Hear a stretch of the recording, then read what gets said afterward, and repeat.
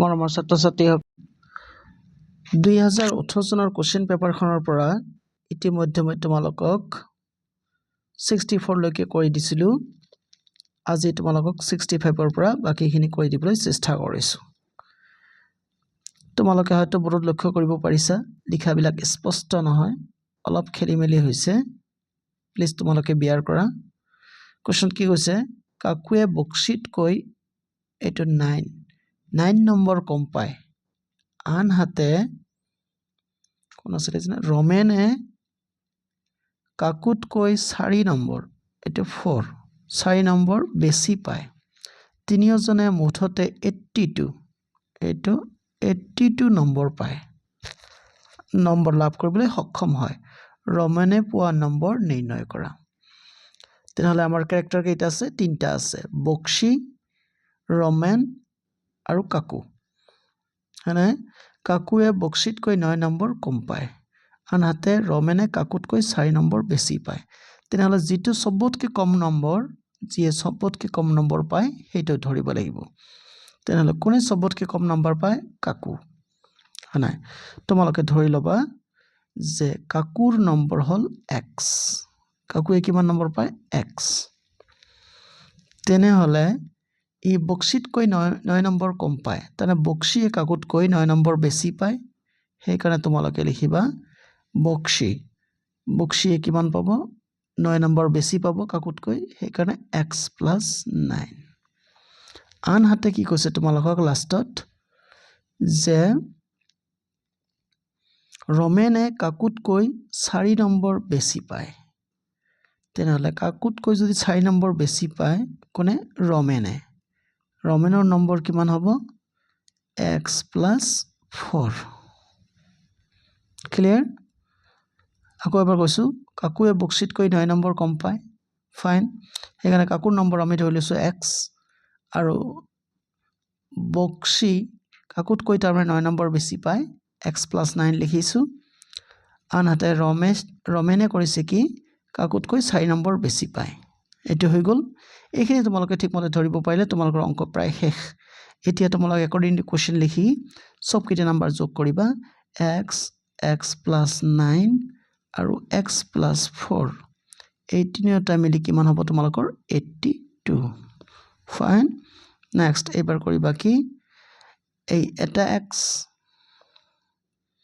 ইয়াত আছে তোমালোকৰ এটা x, দুটা x, তিনটা x। সেই কাৰণে তোমালোকে লিখিবা সিদ্ধা ইমপ্লাইজ দি 3x লিখিবা। 3x প্লাস এই 9 আৰু 4 যদি প্লাস কৰা কিমান হ'ব? 13 is equal to 82। ফাইন। আমাক x হে লাগে, সেই কাৰণে 3x ইয়াত ৰাখিলা তোমালোকে। তাৰপিছত 13 সিফালে লৈ গলে মাইনাস হ'ব 82 - 13। তেনেহলে 82 - 13 কিমান হ'ব? 12 - 3 = 9 আৰু ইফালে থাকিল 7 - 1 = 6। ফাইন। এতিয়া কাটাকাটি কৰিবা তোমালোকে। 3 দি 3 দুগুণ 6 আৰু 3 ত্ৰিকে 9। তেনেহলে x ৰ মান 13 আৰু 23। তেনেহলে ৰমেনৰ কাৰ নম্বৰ বিচাৰিছে আমাক? ৰমেনে পোৱা নম্বৰ নিৰ্ণয় কৰা। তেনেহলে ৰমেনৰ নম্বৰ কি আছিল? x + 4। তেনেহলে তোমালোকে লিখিবা 13 x মানে 13 + 4 কিমান পালে? তাৰমানে 17 নম্বৰ পালে। কোনে পালে? ৰমেনে 17 নম্বৰ পাই গল। ফাইন। দেখা যাকচোন অপশনত আছে নে নাই? 17 নম্বৰ নহয়, এইটো 27 হ'ব। কাৰণ তোমাৰ x ৰ মান কিমান? 23 হে। মই 13 লিখিছিলো। চাইছা? এইবিলাক মিস্টেক সঘনাই মানুহৰ হৈ থাকে, গতিকে তোমালোকে সাৱধান হবা। তেনেহলে কিমান হল? 27। অপশন কোনটো আছিলে? Option 2 option. চাইছা? ইয়াত 27 লিখা আছে। ক্লিয়াৰ? নেক্সট কোৱেশ্চনটো কি কৈছে তোমালোকৰ? 66 নিম্নোক্ত দণ্ডচিত্ৰই এজন আপেল বিক্ৰেতাৰ 5 দিনৰ বিক্ৰী দেখুৱাইছে। কেইদিন? 5 দিনৰ বিক্ৰী। ফাইন। তেনেহলে কি কৈছে লাষ্টত?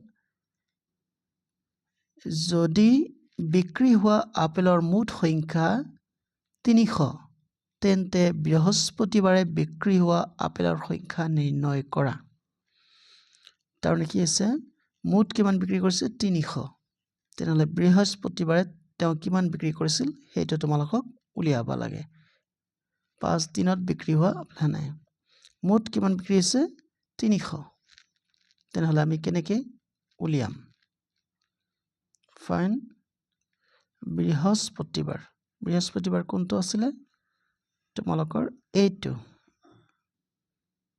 বৃহস্পতিবাৰ এইটো দিয়া আছে এইটো দিয়া আছে এইটো দিয়া আছে এইটো হয়নে তেনেহলে এইটো তোমালোকৰ হল কি স্যাটাৰডে সানডে মানডে টুইজডে ওয়েডনেসডে থাৰ্সডে কেইটা আছে 5টা আছে ফাইন ইয়াত কিন্তু 5টা নাই তোমালোকৰ তানে যেটো নাই দিয়া হেটো আমাক উলিয়াব লাগে তেনেহলে আমি কেনেকৈ উলিয়াম তোমালোকে ইফালে লক্ষ্য কৰা সানডে আছে নহয় সানডেত কিমানখিনি বিক্ৰী কৰিছে ইয়াত আছে তোমালোকৰ এটো 10 20 30 সানডেত বিক্ৰী হৈছিল তোমালোকৰ 30টা আপেল ক্লিয়াৰ তাৰ পিছত ইফালে মানডেত তো আমি চাইছো কিমান দূৰলৈকে গৈছে ইয়াত মানডে তোমালোকে চাইছা 80 তেনেহলে তোমালোকে লিখিবা ইয়াত 80 তোমালোকে 80 প্লাস কৰিলা প্লাস তাৰ পিছত ইফালে কিমান আছিল এইটো হয় যদি তোমালোকৰ 80 এইটো হ'ব তোমালোকৰ 90 তেনেহলে 90 বিক্ৰী কৰিছে ৰাইট ইয়াত তোমালোকে 90 লিখা তাৰ পিছত আৰু এটা আছে নহয় মানে বুধবাৰে তোমালোকৰ কেইটা হ'ব আচ্ছা এইবিলাক স্কেলত অলপ খেলিমেলি হয় যদিও সাৱধান হবা এইটো কিন্তু তোমালোকৰ 20 30 আৰু 40 এইটো 35 হ'ব 35 কিমান হ'ব 35 কেতিয়াবা এইবিলাক তোমালোকক স্কেল যদি তোমালোকে বুজাত অসুবিধা হয় তথাপি গ্যাসত অংকবিলাক কৰিব লাগিব সবকেইটা তোমালোকে এতিয়া প্লাস কৰা কিমান হ'ব 30 আৰু 30 60 আৰু 90 150 আৰু 80 হল তোমালোকৰ 130 তেনেহলে তোমালোকৰ 135 কিমান হ'ব 135 আকৌ এবাৰ কৈ দিছো ৰবা 135 মিস্টেক হ'ব পাৰে ইফালে 30 60 আৰু 80 140 এটা 235 এতিয়া এই 235 তোমালোকে কৰিবা কি 300 ৰ পৰা বিয়োগ কৰিবা নহয়নে তেনেহলে আমি 300 ৰ পৰা 300 minus 235 কৰিলো কিমান হ'ব ৰিজাল্টটো তাৰনে তোমালোকৰ 100 ৰ পৰা 35 যদি তোমালোকে বাদ দিয়া থাকে তোমালোকৰ 65 সোয়া যাকচোন আমাৰ 65 অপশনত আছে নে নাই 65 আছে তোমালোকৰ এই অপশন তেনেহলে আমাৰ গেছটো কাৰেক্ট আছিল এই অপশনটো তোমালোকৰ কাৰেক্ট হল নেক্সট তোমালোকৰ 67 কোৱেশ্চনটো কি দিছে 16 মিটাৰ 50 সেন্টিমিটাৰ দৈৰ্ঘ্যৰ এই টুকুৰা কাপোৰৰ পৰা 80 সেন্টিমিটাৰ মাপৰ 4 টুকুৰা কটা হল অৱশিষ্ট কাপোৰৰ দৈৰ্ঘ্য নিৰ্ণয় কৰা কিমান আছে তোমালোকৰ 16 মিটাৰ 50 সেন্টিমিটাৰ আৰু 80 টুকুৰাৰ 4টা টুকুৰা কটা হল 80 সেন্টিমিটাৰৰ 4টা টুকুৰা তেনেহলে তোমালোকে জাস্ট মাইনাস কৰিলে হল ইফালে চাইছে তোমালোকে 16 মিটাৰ 50 সেন্টিমিটাৰ তেনেহলে কি হ'ব 1650 সেন্টিমিটাৰ হ'ব হয় নাই ইয়াৰ পৰা যেহেতু 4 টুকুৰা বুলি কৈছে সেইকাৰণে 4 দি পূৰণ কৰা এটা টুকুৰাৰ দৈৰ্ঘ্য 80 সেন্টিমিটাৰ সেইকাৰণে 80 লিখিলা আচ্ছা ইকুৱেল টু 1650 তোমালোকে লিখিলা 4 8 গুণ 32 32 মানে এটা লিখিলা এতিয়া তোমালোকে সাবট্ৰাক্ট কৰা 50 ৰ পৰা 20 গলে হ'ব তোমালোকৰ 30 আৰু 16 ৰ পৰা 3 গলে তোমালোকৰ থাকিব 13 তেনেহলে 13 মিটাৰ 30 সেন্টিমিটাৰ হ'ব 13 মিটাৰ 30 সেন্টিমিটাৰ হয় নাই চোৱা যাওকচোন আছেনে নাই আছে তোমালোকৰ অপশ্যন নাম্বাৰ 2 আছে 13 মিটাৰ 30 সেন্টিমিটাৰ এইটো কাৰেক্ট আনসাৰ এতিয়া মই তোমালোকক সৰু এটা কোৱেশ্চন তোমালোকৰ মূৰত থৈ দিব বিচাৰিছো তোমালোকে কমেন্টত এইটো লিখিবলৈ চেষ্টা কৰিবাচোন কোৱেশ্চনটো হল এনেকুৱা যে